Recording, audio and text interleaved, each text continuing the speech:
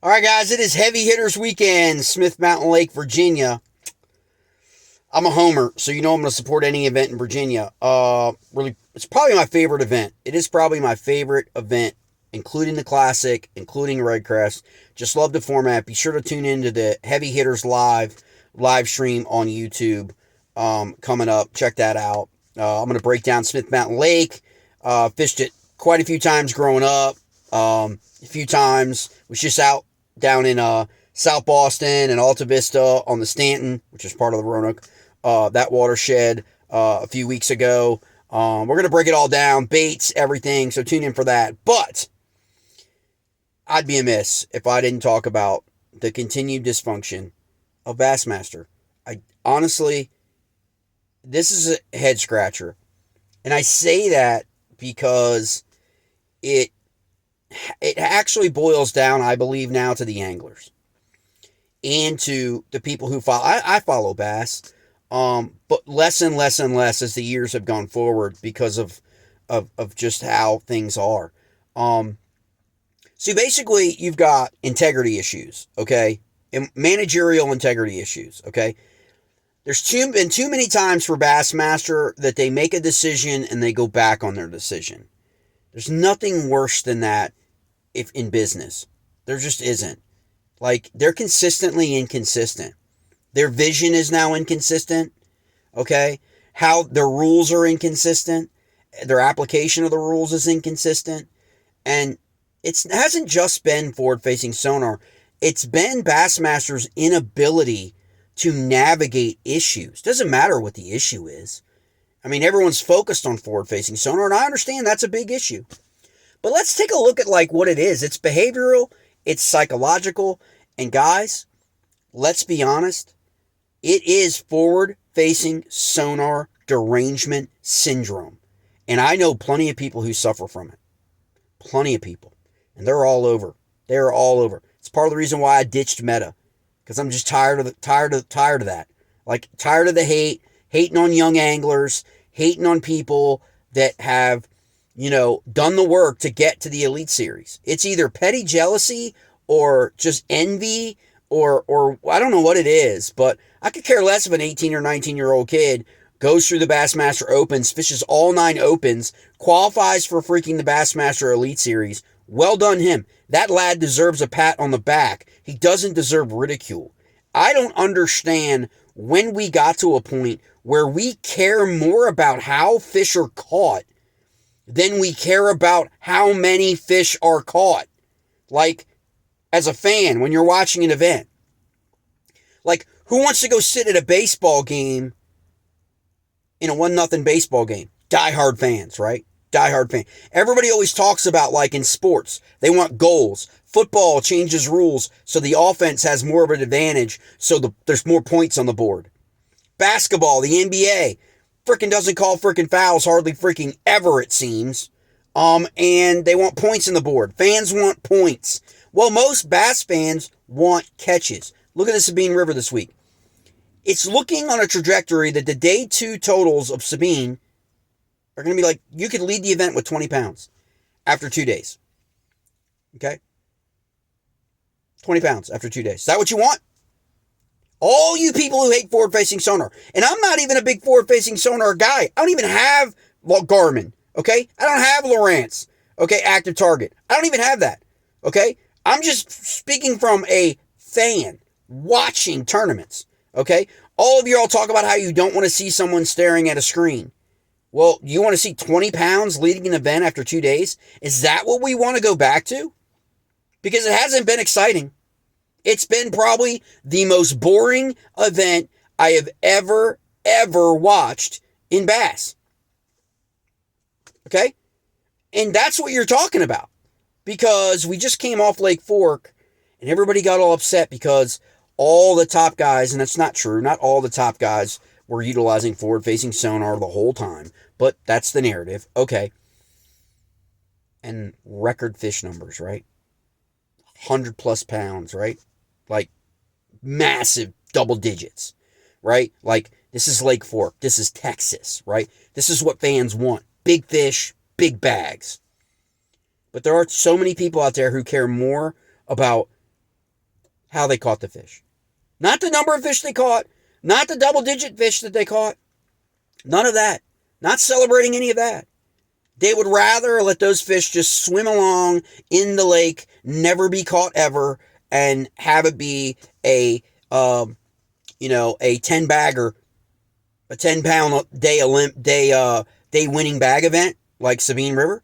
Like, I don't understand this. And this notion that Garmin, I said this, guys. It's this notion that Garmin was going to buy B.A.S.S. and how B.A.S.S. was colluding with Garmin and blah, blah. Turns out obviously not to be true, because now rumors coming out of B.A.S.S. after the Lake Fork event, where anglers' feedback was finally listened to, for 2026, B.A.S.S. may go to 50-50. Ask yourselves this. If you're B.A.S.S., okay? Have you noticed that NPFL is growing? They had 1,800%, and like I understand, it's a honeymoon period for NPFL, and rightfully so. A lot of people are watching it because it went to no forward-facing sonar, and they want to see what it's about. They want to see what happens. They want to see, how the NPFL does their events and how good everything is. So, of course, their viewership is up. But have you noticed the noise is down? There's no issues with NPFL anymore. They decided last fall, no forward-facing sonar.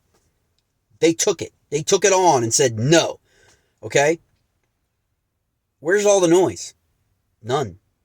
They're moving forward, increasing their fan base, having their events, no issues, no DQs, massive DQ or scandals or any of that stuff that I'm aware of. Okay? MLF. They make their decision about forward-facing sonar, and there's been some little noise about some people not liking the one-period thing, but they made their decision and they stuck with it. NPFL made their decision and they stuck with it. B.A.S.S. has an inability to make a decision and stick with it. So the rumors that they signed a contract, millions of dollars, with Garmin that would keep forward-facing sonar in play in Bassmaster and not be banned for 3 years, obviously was wrong. Right now they're coming back to the negotiating table with Garmin is the story we're supposed to hear. And now B.A.S.S. is going to go 50-50. How's that work? So half the events will be forward-facing sonar events, and half of the events are not going to be forward-facing sonar events. That's great. What happens come the Classic? Are you going to allow forward-facing sonar? Half the field used forward-facing sonar and earned angler of the year points to qualify for the Classic. The other half, who doesn't use forward-facing sonar, they're going to get all their points in the other events, and then you're going to have an event to determine, and then you're going to split it. You're going to split the Classic into days. You can't do that, right? You're not going to be able to do that, right? It's not a 4-day event, right? So, again, what are we going to do here?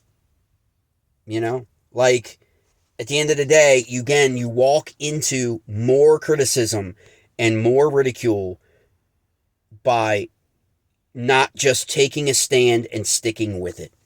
You should have just stuck with forward-facing sonar for 2 years and then revisited it. Make it the best that it is. If anglers want to leave, let them leave, Bassmaster. Let them take their people with them to the NPFL or MLF or wherever the hell, Alabama Bass Trail, or wherever the hell they want to go, because you've got guys that are coming up in the ranks that will take those spots that are using forward-facing sonar. Again, you've got to stay consistent in who you want to be and what your vision is. Okay, you can't keep changing things at the whim because of all the criticism. Be who you're going to be and take the poison. Okay, and at the end of the day, you'll get through it and continue to grow. Okay, because let me tell you, the majority of people that are out there are not the majority people on Facebook. They're not the majority people in these chat rooms and in these chats that got nothing but time to load up on bass in the feeds and stuff. That's not the majority of people. The majority of people want to have an entertaining tournament where fish are freaking caught. That's what they care about. They want an entertaining weigh-in where fish are brought to the scales. They want entertainment back, okay? And that stems from being exciting. Things that you can do to make your events more exciting to people. Okay? And Sabine River's not exciting. This format is not exciting to anyone I've talked to. Even people that like, well, you know, it's bad weather. No, it's okay. It's scheduling, yes, but it's also, come on, do we want to go back to this? Do the majority of people want to go back to 20 pounds leading after day 2? Is that what they want? I don't think most people want that. But if there's a significant contingent in Bass that supports Bass that wants that, they will quickly become the number 3 option for fans outside of the Classic, because everybody's going to watch the Classic. They're going to be the 3rd option because NPFL is moving right along and doing it without all the noise.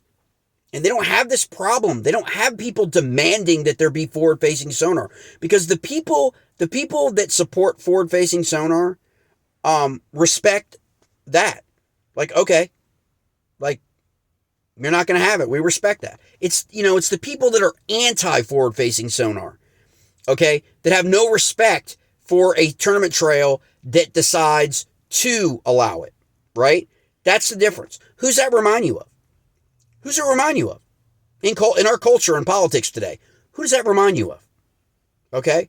It's the same, it's the same stuff. It's derangement syndrome. That's what it is. It's like, let the guys fish however they want to fish. Whatever their strength is. Okay? Well, allow them to fish to their strength, no matter what it is. Okay? And people will adapt. Okay? Offenses change in the NFL. When did they start to change? When someone flipped a script, right? And then they all start mimicking each other and trying to replicate that championship winning offense. Okay? That's what happens. Okay? Allow people to compete. Allow people to win however they're going to win. Okay? And then everybody else in that 200, 100, whether it's, doesn't matter what tournament trail is, 150 boat field, 200 boat field, heavy hitters this weekend, a 30 angler field.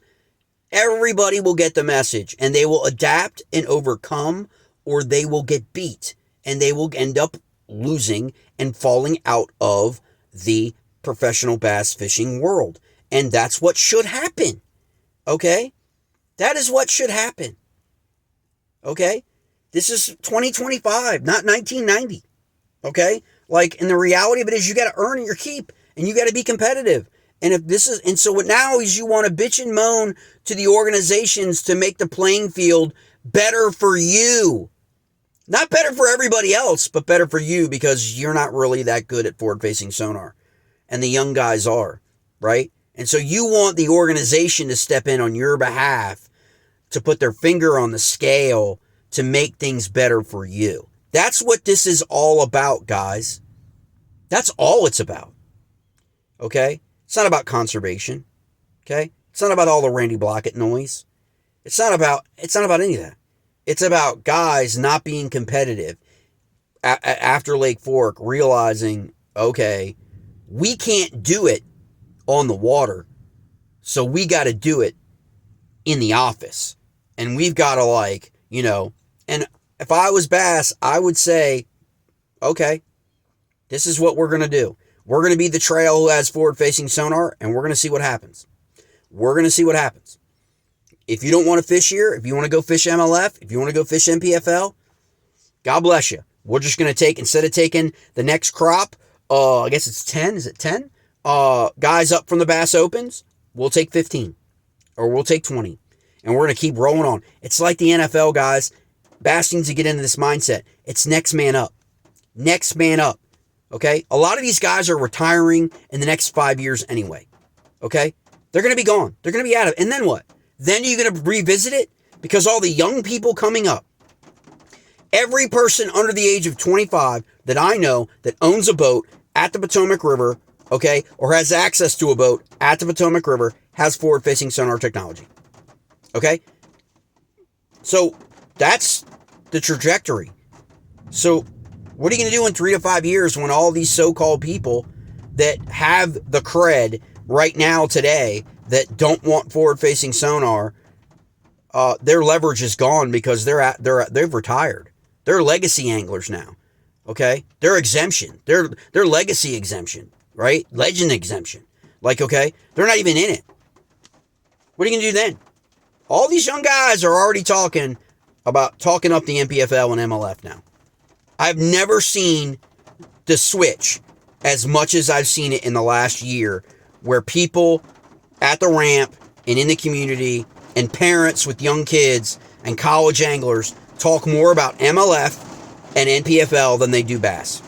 And that's just a fact. And that's just where we are, because Bassmaster cannot consistently be able to implement its vision, and it keeps changing the game every time someone whines and moans from the legacy anglers.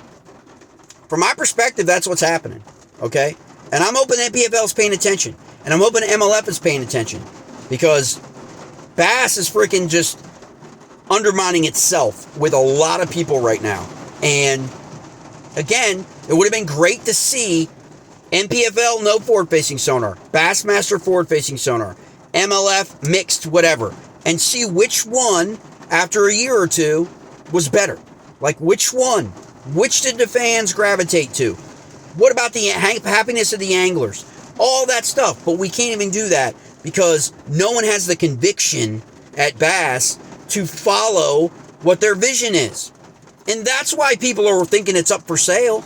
That's why people are questioning everything that's happening. It's because they're consistently inconsistent with how they manage everything. And that's what should be alarming to anglers. Anglers with real integrity should be looking to say, okay, what's in the best interest of my family when the boss keeps changing things all the time? Okay? At some point, that shield, that bass shield, can't mean more than your family. At some point, you want things to be a consistent manner in which you can compete and make a living for your family. And I think Bass has lost sight of that.